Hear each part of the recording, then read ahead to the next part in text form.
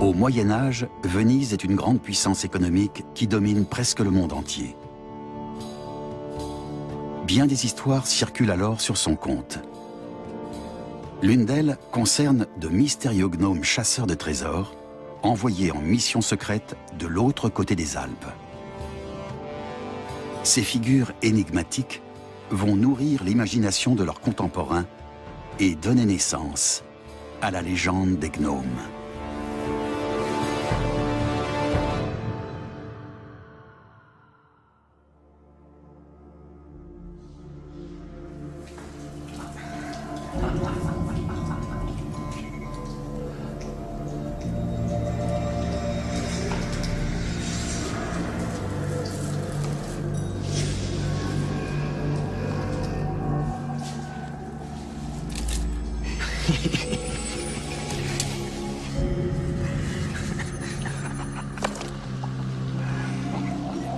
Dans le folklore de l'Allemagne et du nord de l'Europe, les nains, ou gnomes, sont des créatures fantastiques qui vivent sous terre et possèdent de fabuleux trésors.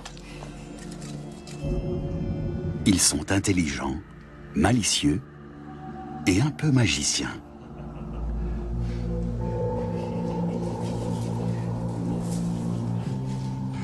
Les nains ont certaines caractéristiques. La première est évidemment leur petite taille.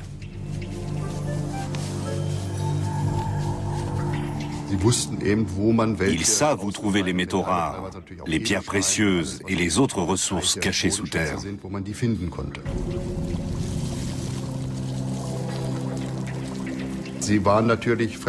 Ce sont aussi des étrangers qui font des choses mystérieuses. Ils sont difficiles à surprendre. On le voit très bien dans les contes allemands, avec le personnage du Einzelmenschen, le gnome qui agit en cachette, qui dissimule ses activités.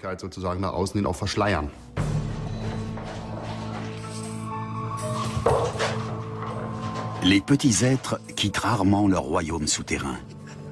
Lorsque c'est le cas, c'est généralement pour jouer des tours aux hommes. Grâce à leur pouvoir surnaturel, ils restent invisibles.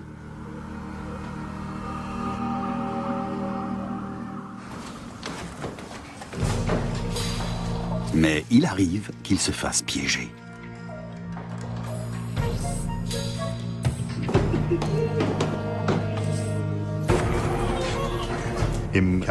Dans l'ensemble, les nains sont des êtres bienveillants, même s'ils sont bizarres et secrets. Les 7 nains de Blanche-Neige, par exemple, sont plutôt gentils.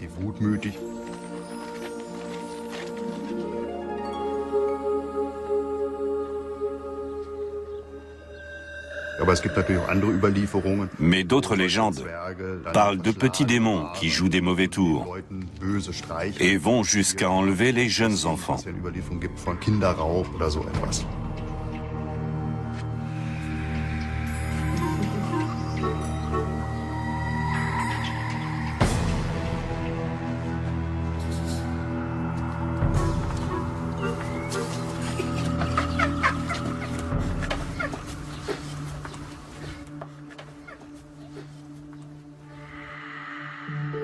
Une autre représentation, connue de tous, est le nain de jardin. Méprisé par les uns, aimé des autres, il est originaire d'Allemagne et a conquis toute l'Europe. Le bonnet pointu rouge est son signe distinctif. Un bonnet vieux de plusieurs millénaires. C'est dans une forme simplifiée, le bonnet phrygien importé il y a 4000 ans, en Grèce.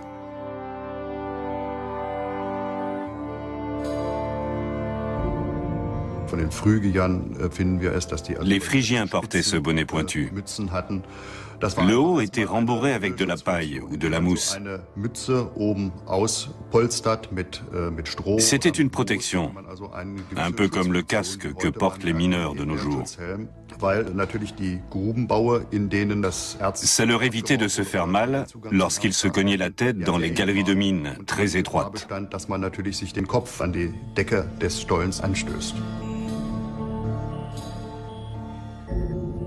Plusieurs sources historiques parlent de mineurs de petite taille. Mais quand et comment se sont-ils transformés en créatures de contes et légendes? Les nains de jardin donnent peut-être la réponse. Ils tiennent souvent en main les outils du mineur, la pelle, la pioche et la lampe de mineur.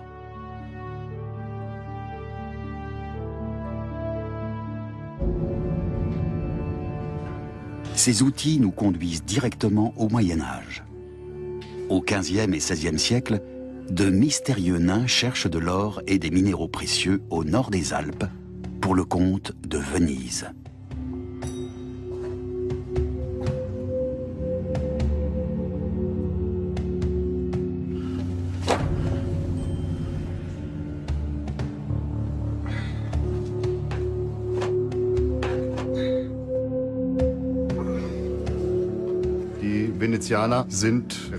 Les nains de Venise étaient des créatures très mystérieuses qui cherchaient des trésors enfouis dans le sol. Comme les gens ne comprenaient pas ce qu'ils faisaient, ils ont imaginé des tas de choses. Par exemple, qu'ils pouvaient disparaître en un lieu et réapparaître aussitôt ailleurs, ou qu'ils savaient voler. Les nains chasseurs de trésors partent de Venise vers les Alpes. Mais leur quête de minéraux va les conduire bien plus loin, jusqu'au massif du Harz, au centre de l'Allemagne.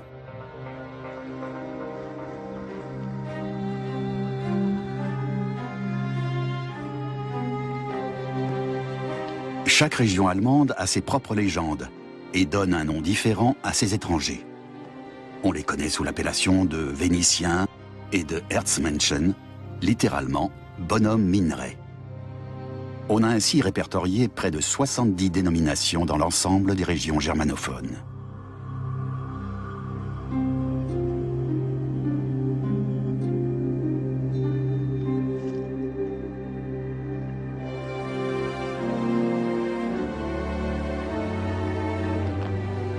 Les noms qu'on leur donne varient, mais les histoires sont partout les mêmes.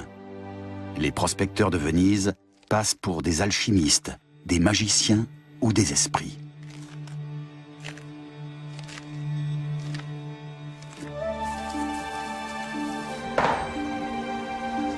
Pour ne pas attirer l'attention sur leurs activités, ils se déplacent seuls ou en petits groupes.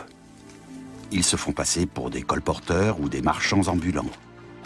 Mais partout où ils passent, on remarque leur petite taille et leur aspect étranger.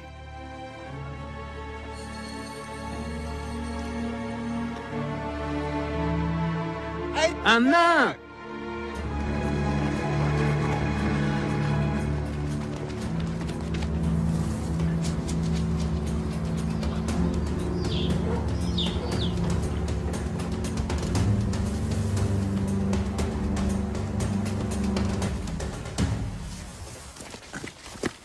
Au Moyen Âge, l'Allemagne est bien moins peuplée qu'aujourd'hui. Les guerres et la peste déciment la population. Les Allemands ne savent rien de ces chasseurs de trésors et ignorent la valeur de leur sous-sol. C'est l'une des raisons qui pousse les mineurs de Venise à agir à la dérobée.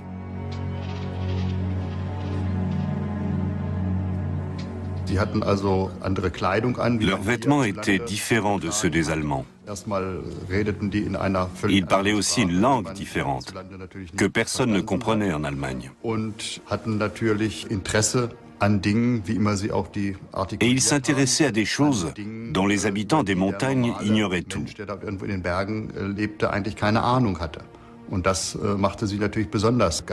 Ça les rendait particulièrement mystérieux, d'autant qu'ils étaient très discrets. Ils parlaient peu d'eux-mêmes. Et lorsqu'ils le faisaient, ils dissimulaient toujours leurs véritables activités. Ils prétendaient faire autre chose.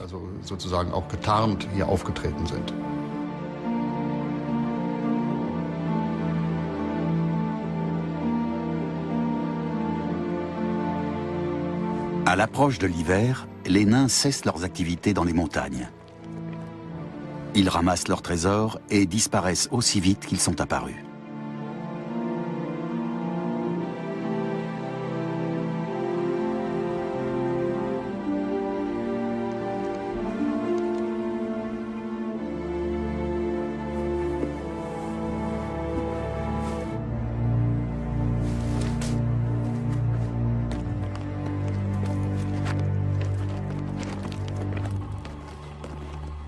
Ils rentrent chez eux à pied ou par les airs, comme le rapportent les contes. On les attend avec impatience à Venise.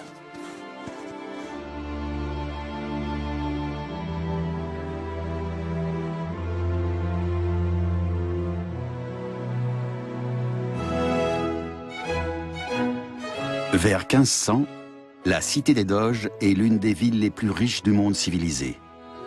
Elle suscite l'admiration et la jalousie. Au XIIIe siècle, elle est déjà si puissante qu'elle réussit à détourner la 4e croisade sur Constantinople. C'est une ville fascinante, qui semble surgir des flots et dont les habitants vivent dans l'opulence sans posséder de terre.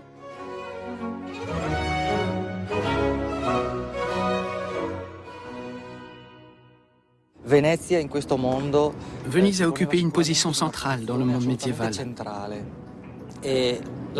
Londres, par exemple, est encore assez insignifiante à l'époque de Shakespeare. Venise est alors comparable au New York d'aujourd'hui. C'est la capitale mondiale des arts, des sciences et des richesses. C'est un phare qui éclaire le monde entier.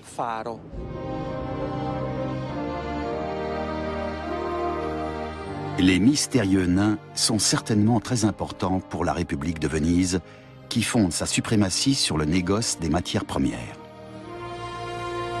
Tout le commerce de l'Occident avec l'Orient est aux mains des marchands de Venise.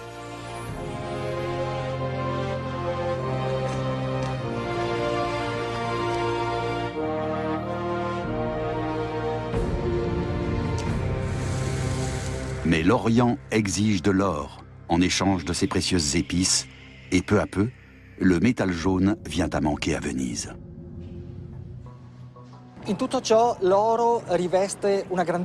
L'or avait évidemment une grande importance. Il était synonyme de capacité d'achat, et donc de puissance. On s'en servait pour décorer les palais, mais aussi pour rehausser le verre ou d'autres matériaux.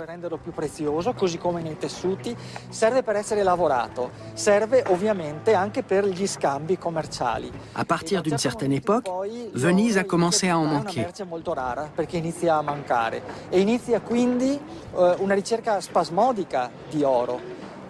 Comme on ne pouvait pas en trouver sur place, il n'y a pas de mine d'or dans la lagune, on s'est mis à en chercher ailleurs.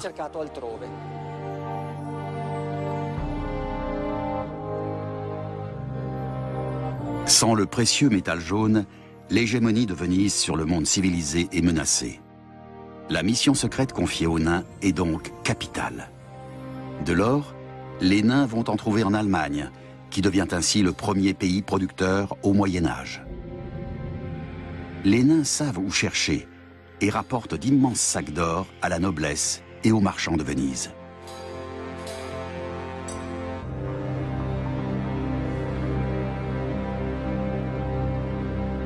Ils ont un flair infaillible pour trouver les minerais et savent comment les extraire du sous-sol. Ils agissent à l'insu des populations locales, qui ignorent tout de la mission qui leur a été confiée et des trésors qu'ils rapportent à Venise.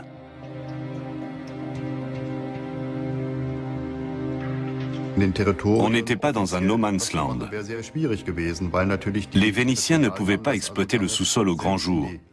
Sinon, les seigneurs locaux se seraient insurgés et auraient exploité eux-mêmes les ressources naturelles de leur territoire. Ça ne pouvait se faire que dans le plus grand secret. C'étaient des agents de Venise, en territoire étranger, qui agissaient dans la clandestinité. Dans les Alpes bavaroises, les prospecteurs vénitiens s'arrêtent à Unterammergau. Plusieurs générations de bons hommes de Venise, comme on les appelle encore ici, ont extrait des métaux précieux dans la région. Le village a gardé la trace de leur passage.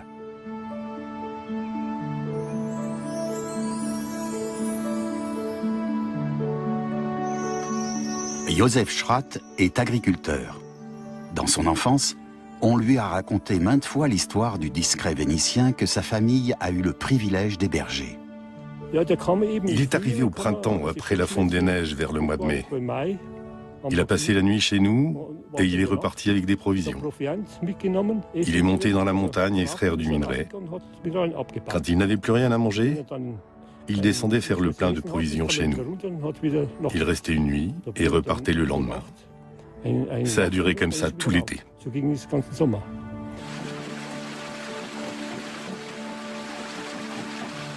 Le mineur venu de la lointaine Italie ne parle à personne d'autre. Les Schratt sont les seuls à l'accueillir. Au village, on trouve l'étranger suspect et des histoires abominables circulent sur son compte. On racontait qu'il était magicien et qu'il avait conclu un pacte avec le diable. Au village, les gens ne savaient pas trouver de l'or dans la nature, et encore moins l'extraire. Alors que lui, il savait. Dans la famille Schratt, l'histoire de la dernière visite du bonhomme de Venise se transmet de père en fils depuis des générations.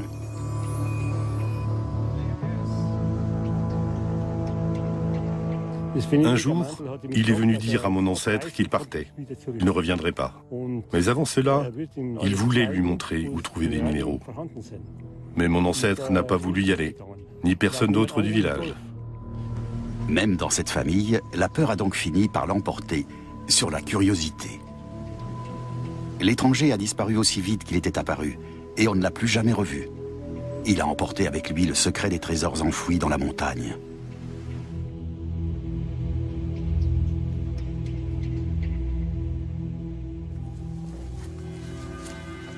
Des histoires semblables circulent partout où les Vénitiens sont passés. Surgis de nulle part, versés dans l'alchimie, ces hommes passent pour des suppôts de Satan. On raconte qu'ils utilisent la magie noire pour déterrer des trésors.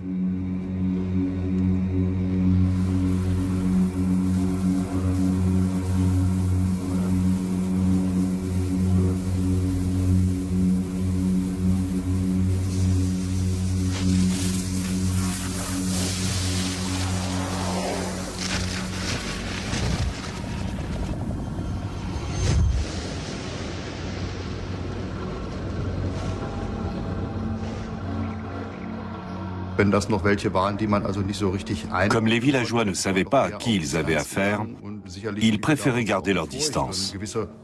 Ils avaient sans doute peur. La plupart des gens préféraient donc les éviter. Les rumeurs ne font qu'attiser cette peur, qui sert d'ailleurs les intérêts des Vénitiens. Ils peuvent ainsi poursuivre leurs activités clandestines en toute quiétude.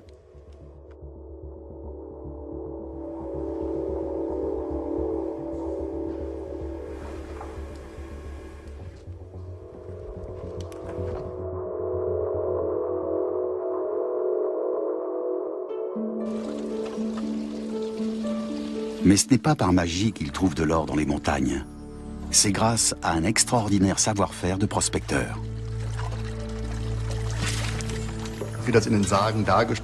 Dans les contes, il suffit de bien chercher pour trouver un trésor, pour trouver des métaux précieux.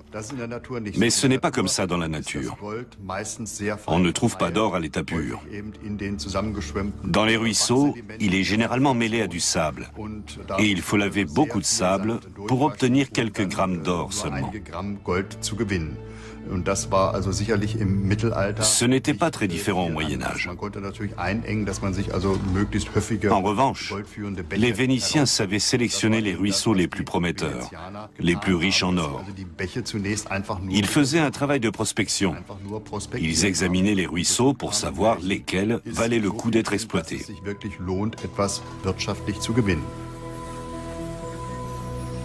Les chercheurs d'or de Venise utilisent des bâtés et des troncs d'arbres évidés pour filtrer l'or. À l'époque, ces techniques sont totalement inconnues dans les régions situées au nord des Alpes.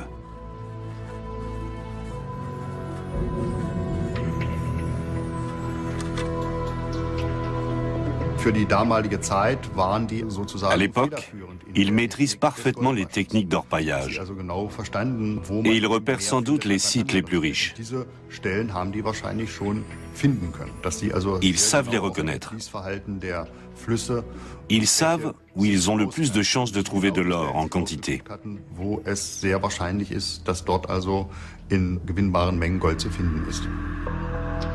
Leurs pérégrinations les mènent aussi à Ramsbeck, en Westphalie, à plus de 1000 km de Venise.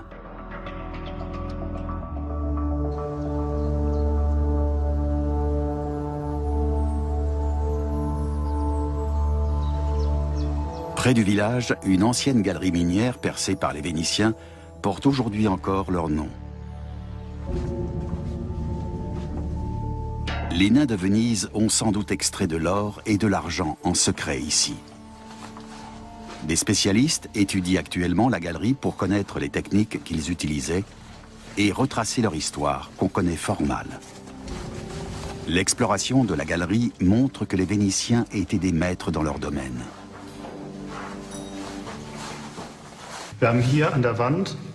Sur cette paroi, on voit des traces de coups brefs.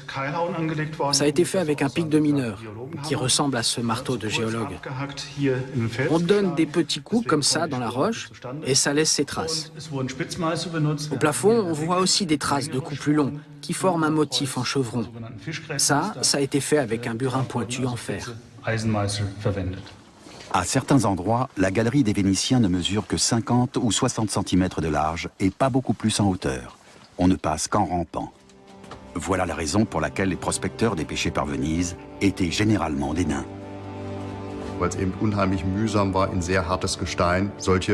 Il était extrêmement difficile de percer des galeries dans des roches aussi dures.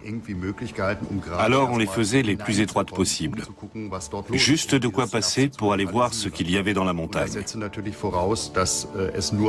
Pour faire ce métier, il fallait donc être petit. Les mineurs étaient généralement des hommes de petite taille. Et voilà comment on est arrivé à cette équation. Mineur égale petit homme égale nain.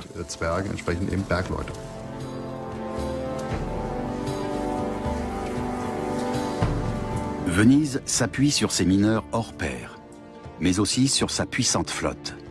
Grâce à elle, elle contrôle toutes les grandes routes commerciales de son temps. À son apogée, la cité des Doges attire à elle tous les grands talents des sciences, des arts et de l'artisanat.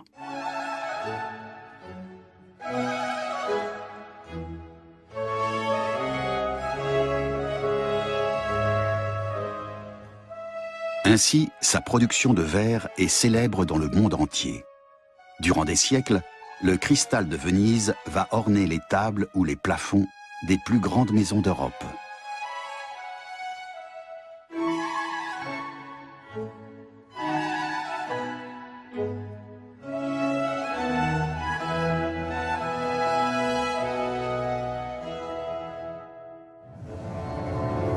Les verriers vénitiens ont un immense talent et créent des pièces uniques au monde par leur beauté et leur pureté.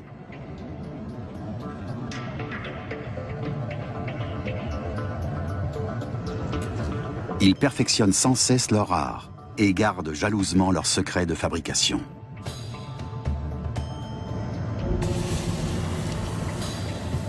On sait aujourd'hui qu'ils utilisaient même les algues de la lagune pour colorer le verre. La verrerie se développe à Venise à partir du XIe siècle. En 1291, les artisans sont sommés de déménager leur four sur la petite île de Murano, sur la lagune.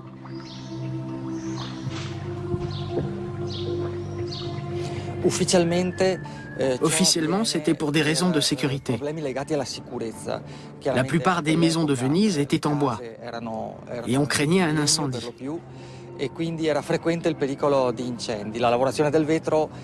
Mais il y avait une autre raison. Venise a mis des siècles à développer sa maîtrise du verre.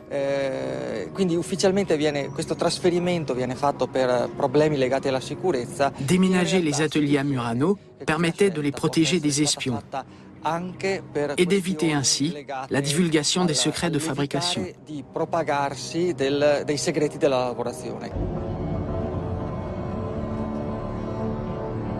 Le verre bleu est alors l'un des secrets les mieux gardés. Les maîtres verriers de Murano sont les seuls à savoir fabriquer cette couleur. Partout ailleurs, la technique s'est perdue après l'Antiquité. De grandes quantités de ce verre si particulier sont exportées vers l'Europe. En Afrique, on l'échange contre des esclaves et de l'ivoire. Le monde entier est fasciné par le cristal bleu de Murano.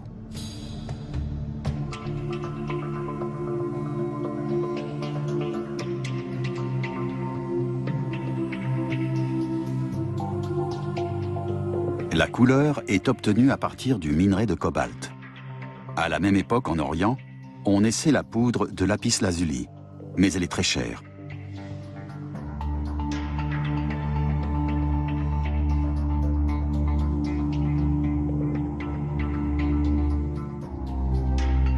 Comme les marchands de Venise, les souffleurs de verre de Murano ont donc terriblement besoin des petits prospecteurs. Le cobalt ne se trouve pas dans les environs de Venise. Il faut aller de l'autre côté des Alpes pour en trouver. Une nouvelle mission donc pour les nains de Venise. Découvrir du minerai de cobalt, l'extraire des montagnes et le rapporter à Murano dans le plus grand secret.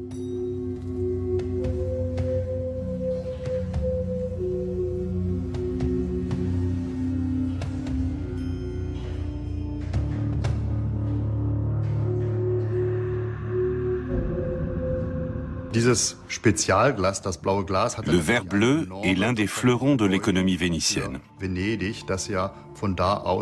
Il s'exporte dans le monde entier. Venise a absolument besoin d'assurer son approvisionnement en minerai de cobalt. En ce sens, on peut dire que les nains qu'on envoie chercher le minerai participent au maintien de l'hégémonie de la République.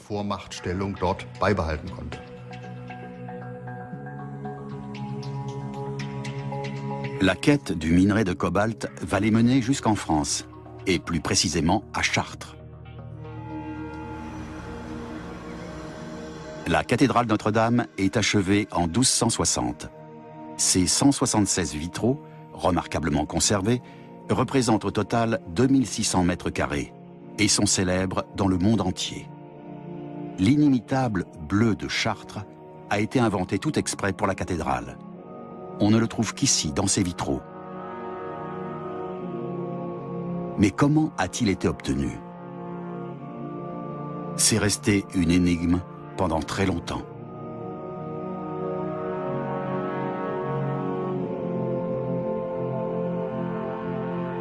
Tout récemment, des archéologues ont découvert que le verre avait été coloré avec du cobalt provenant d'Allemagne.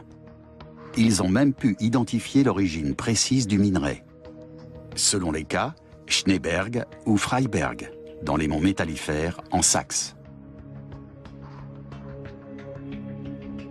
Nous avons étudié un ensemble de vitraux de Chartres datés du XIIe au XVIIe siècle. Les résultats des analyses faites sur ces vitraux ont montré que le cobalt venait d'Allemagne dès le XIIIe siècle, et ce jusqu'au XVIIe siècle, avec une succession de gisements différents. Et les résultats obtenus sur Chartres ont été confirmés sur un ensemble d'autres cathédrales et monuments en France, voire en Europe.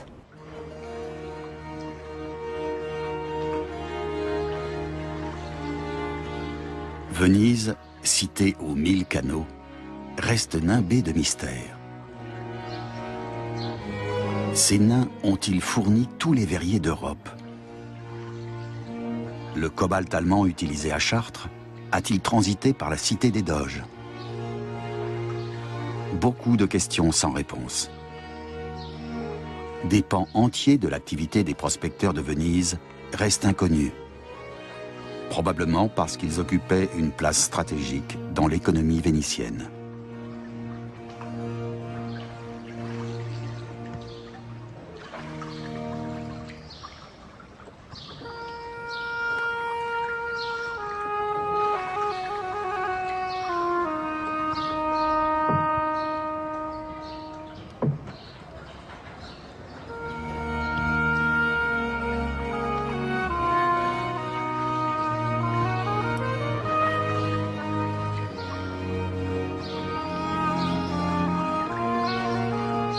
Dès qu'ils ont suffisamment de cobalt, les nains retournent à Venise et se rendent aussitôt à Murano, la petite île des verriers. Le secret du verre bleu est bien gardé. Seuls quelques maîtres connaissent la recette, qui se transmet de père en fils.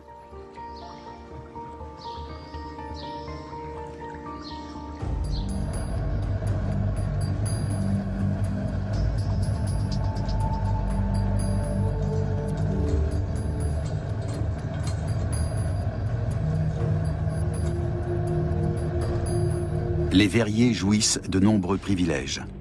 Ils ne payent pas d'impôts, peuvent accéder à la noblesse par le mariage et occupent une place d'honneur lors des régates de la ville. Une position sociale qu'ils doivent en partie aux nains, qui leur rapportent l'or bleu convoité par le monde entier.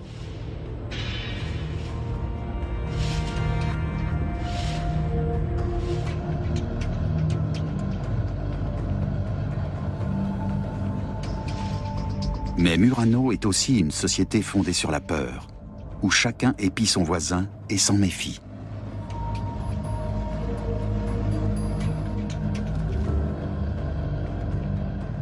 Selon les récits de cette époque, un souffleur de verre qui divulgue un secret de fabrication, qui vole des matériaux ou qui tente simplement de s'échapper de cette cage dorée risque de périr, une dague en verre enfoncée dans le ventre.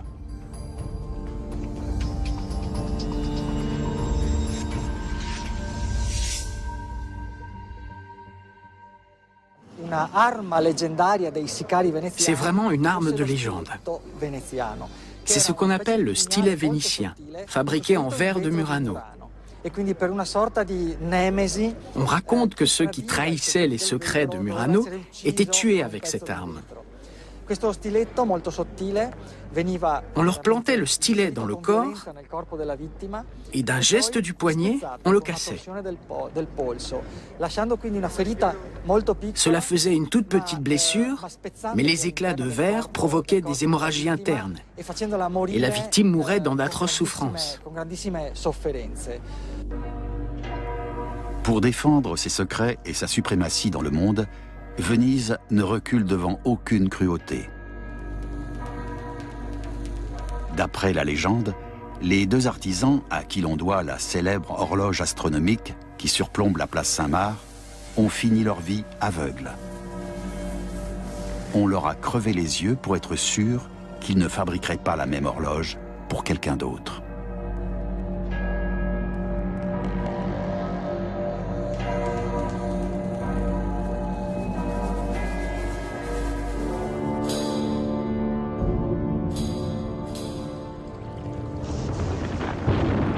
Dans ce contexte, les nains de Venise doivent à tout prix empêcher que les populations locales ne découvrent leur véritable activité. Ils cherchent d'abord à les effrayer en déposant des ossements humains à l'entrée des galeries qu'ils percent.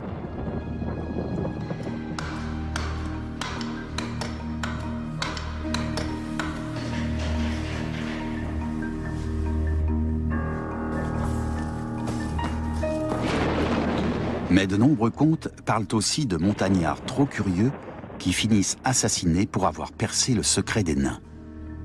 Il y a sans doute une part de vérité dans ces légendes. Les nains n'ont guère le choix. Si l'on découvre les secrets de fabrication du verre de Murano, c'est eux qui périront sous le stylet en verre des mercenaires.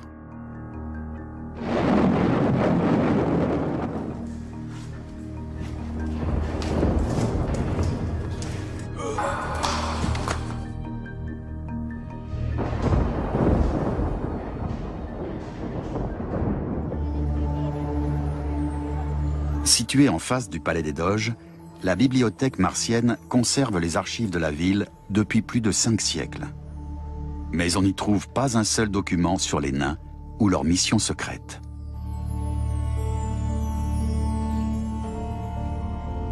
Apparemment, les menaces proférées à l'époque contre ceux qui trahiraient les secrets de Venise ont eu l'effet escompté.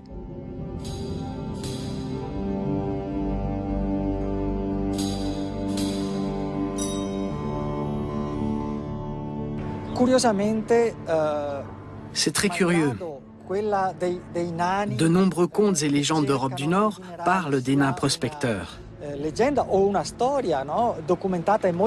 Mais nous, à Venise, nous n'avons aucun document, aucune trace d'eux.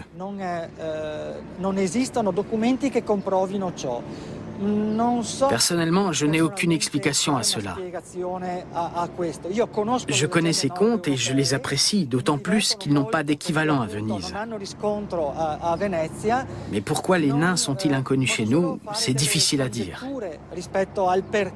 Je ne peux faire que des conjectures. Soit il fallait garder le secret sur la mission qu'on leur avait confiée, soit ce pan de l'histoire de Venise est tout simplement tombé dans l'oubli.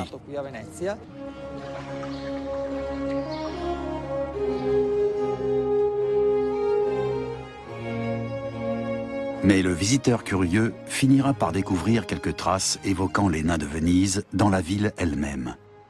Elle compte en effet des dizaines de palais, de rues et de places aux nains.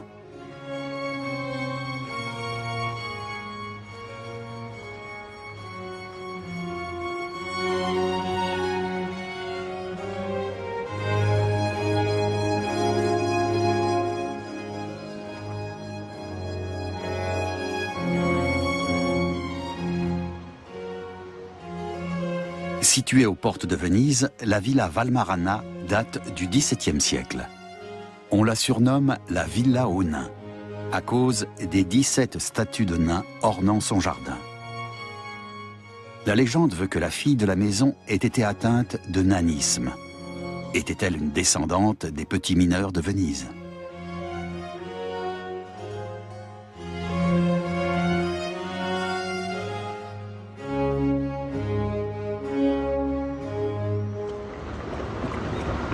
La ville aux 1000 canaux a inspiré les plus grands artistes à travers les siècles.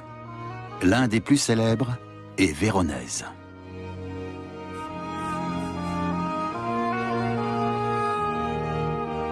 Il retient ici notre attention à cause des nains représentés dans ses tableaux et ses fresques, peintes précisément à l'époque des nains prospecteurs de Venise.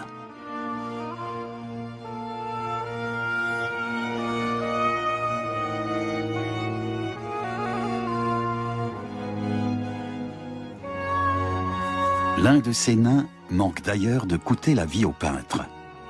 C'est celui qu'il place avec d'autres personnages secondaires dans une représentation de la scène.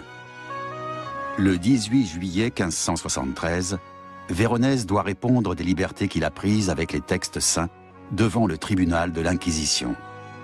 Les minutes du procès ont été conservées. Véronèse risque la torture.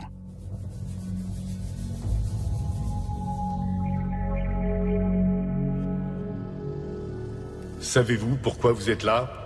Non. Trouvez-vous convenable qu'on représente notre Seigneur Jésus-Christ prenant son dernier repas en compagnie de bouffons, de mercenaires allemands ivres et de nains? Certainement pas. Alors, pourquoi l'avez-vous fait? Je pensais avoir peint ces personnages à l'extérieur de la maison dans laquelle notre Seigneur prit son dernier repas. En définitive, le tribunal se contente d'exiger que les personnages secondaires soient effacés du tableau. Mais en dépit des risques qu'il encourt, Véronèse s'y refuse. Il fait même un pied de nez au tribunal en changeant simplement le titre de l'œuvre. La scène deviendra pour la postérité le repas chez Lévi.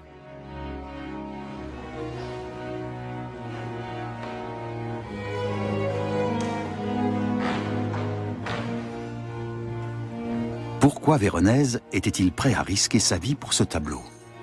La question fait débat parmi les historiens.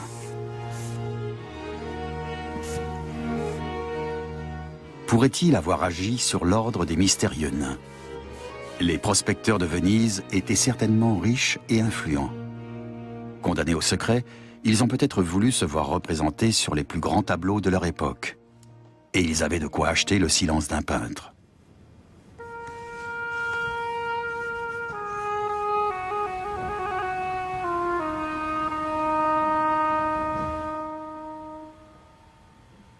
Après cet incident, de nombreux Vénitiens s'élèvent contre l'autorité de l'Église.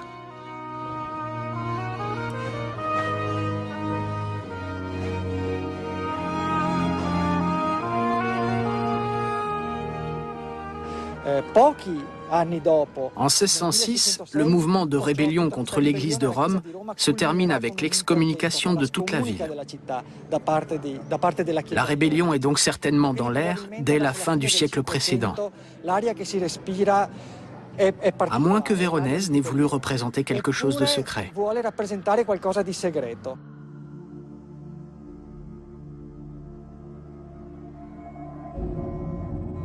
Voilà une énigme de plus impliquant les nains de Venise. Mais le véritable mystère est ailleurs. Comment les Vénitiens faisaient-ils pour localiser les gisements de minerais avec autant de précision, sans l'aide de la technologie moderne? De nombreux contes et légendes mentionnent un miroir de mineurs qui révélait les filons d'or et d'argent. Au Moyen-Âge, le miroir est un objet d'une valeur inestimable.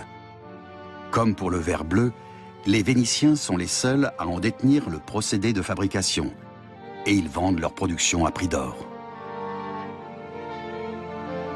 Les grandes fortunes de l'époque font construire d'étourdissantes galeries des glaces dans leurs palais.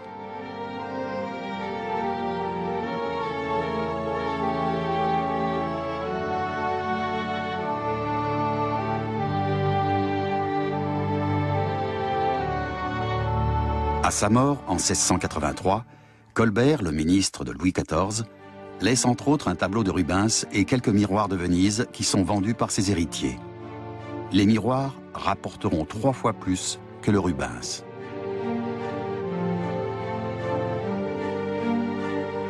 Les cours d'Europe vont jusqu'à se battre pour avoir leur miroir de Venise.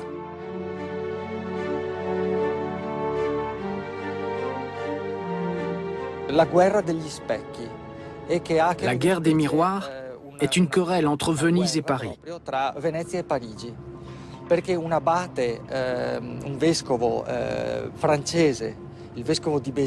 L'évêque de Béziers convainc 5 verriers de Murano de venir à la cour de France pour fabriquer des miroirs.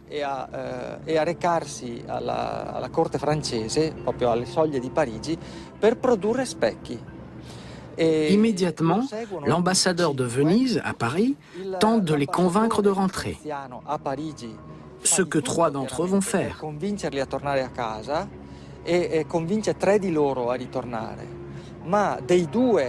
Quant aux 2 verriers restés en France, l'un va mourir empoisonné rapidement.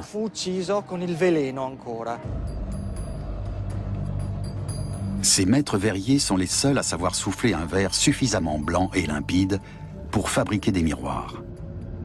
Mais sans les nains prospecteurs pour rapporter du minerai des Alpes, le monde n'aurait sans doute jamais connu les fameux miroirs de Venise.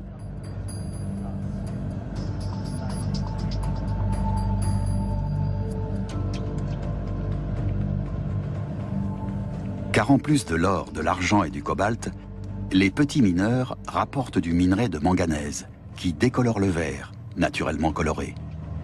Une fois encore, ils jouent donc un rôle essentiel dans l'avance technologique de Venise sur les autres nations.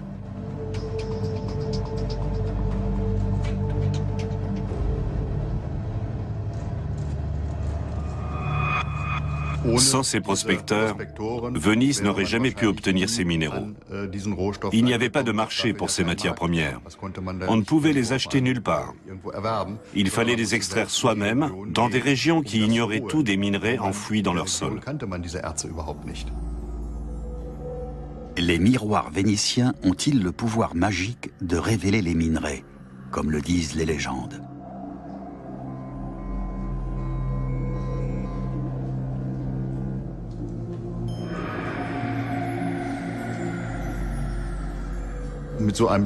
Éclairer les crevasses avec un miroir, ça n'a pas de sens. D'abord parce qu'il n'y a pas de trésor dans les crevasses. Il faut pénétrer à l'intérieur de la montagne. Et aucune lumière ne peut arriver jusque-là, même réfléchie par un miroir.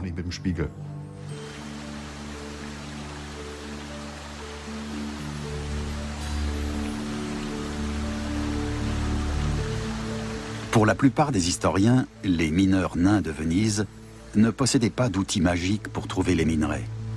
Le miroir de mineurs, des contes de langue allemande, n'est qu'une manière d'expliquer leurs incroyables connaissances en géologie.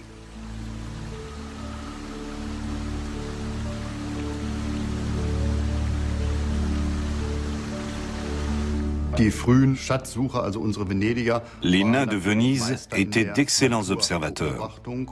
Ils savaient interpréter les signes qu'ils voyaient dans la nature.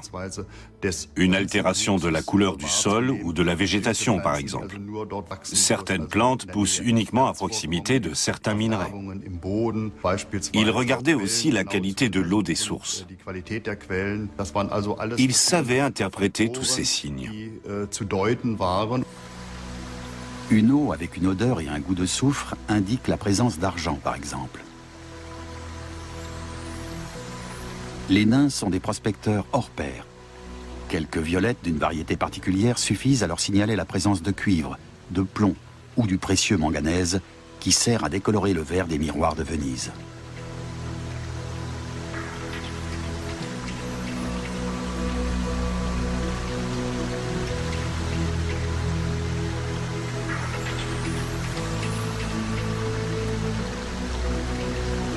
Uniquement armés de ces connaissances empiriques, d'un sens de l'observation aiguë et de leur intuition, ils sont capables de trouver du minerai n'importe où.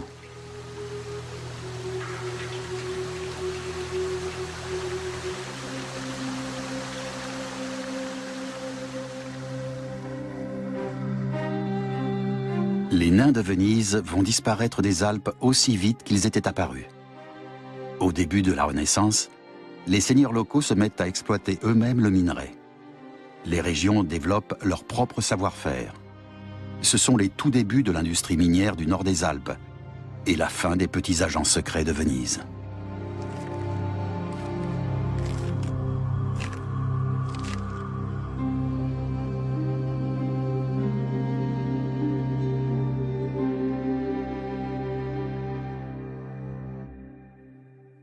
Man dehnte sich überall hinaus, Holz zu schlagen, Holzkohle zu brennen. Les populations locales vont de plus en plus loin pour trouver du bois de chauffage. Il devient impossible pour les nains de Venise d'extraire clandestinement du minerai des montagnes. Cette époque est révolue. Ils ne peuvent plus poursuivre leurs activités.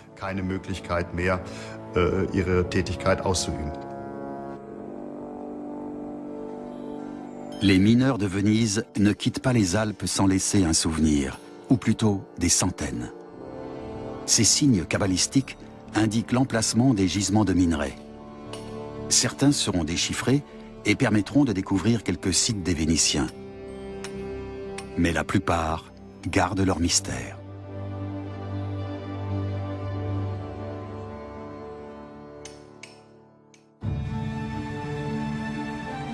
Au début de l'époque moderne, ces signes mystérieux déclenchent une véritable ruée vers l'or. Profitant de la crédulité des populations, des charlatans leur vendent à prix d'or des grimoires, révélant tous les secrets des nains, leurs formules magiques et surtout les emplacements des gisements. Ces ouvrages sont tirés à d'innombrables exemplaires.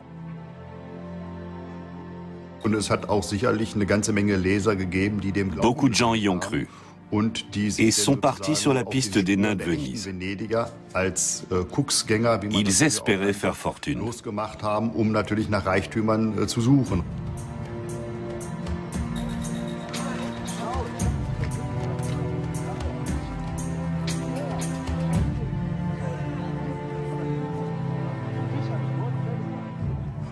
Avec ce livre, les ignorants ont eu l'impression qu'il y avait des trésors cachés partout dans la montagne et qu'il suffisait de chercher au bon endroit pour les trouver. Beaucoup l'ont fait, sans grand succès, puisqu'il n'y avait généralement rien à trouver, ou en tout cas rien de visible à l'œil nu.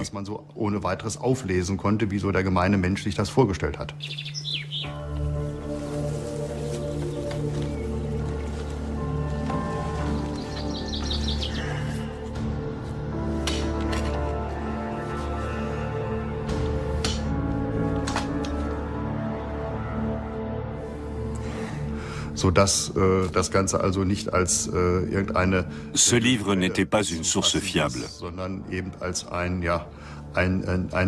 Pour dire les choses clairement, c'était un fatras d'ineptie.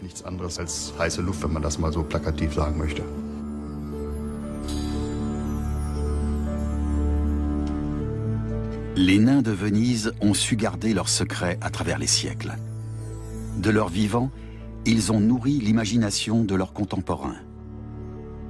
Les histoires qui circulaient sur leurs contes se sont transmises de génération en génération, s'enrichissant au gré des narrateurs. Des contes et légendes sur les nains, les gnomes et autres lutins ont émerveillé notre enfance. Voilà le trésor que nous devons aux petits prospecteurs de Venise.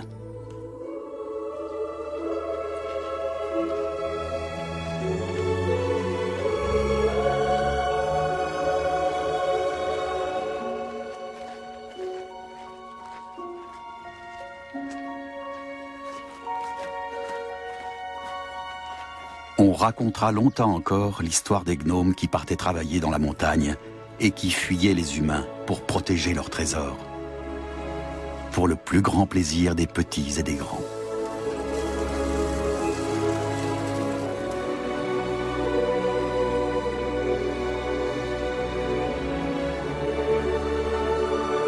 Autre civilisation à découvrir la semaine prochaine, l'Espagne du temps des califes. Pour l'heure, notre samedi continue au cinéma avec Almost Heaven, un road movie qui donne le blues et le groove.